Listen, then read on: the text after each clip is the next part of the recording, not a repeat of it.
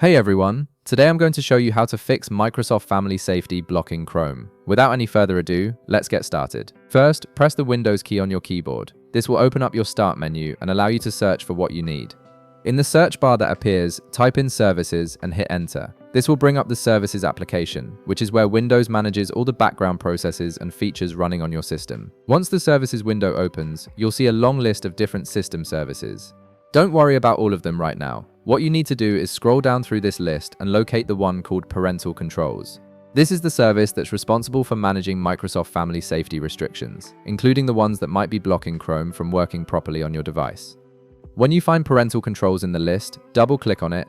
This action will open a new Properties window specifically for that service, giving you access to its settings and configuration options. This is where you'll be able to make the changes needed to stop it from interfering with Chrome.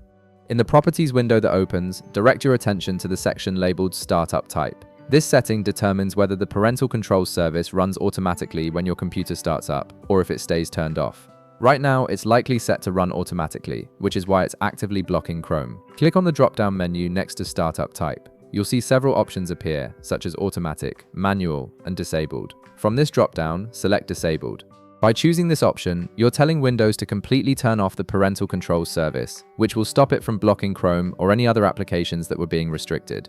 After you've selected Disabled, look at the bottom of the Properties window and click the Apply button. This confirms your changes and ensures that the new settings are saved. Once you click Apply, the system will process the change and disable the Parental Controls service immediately.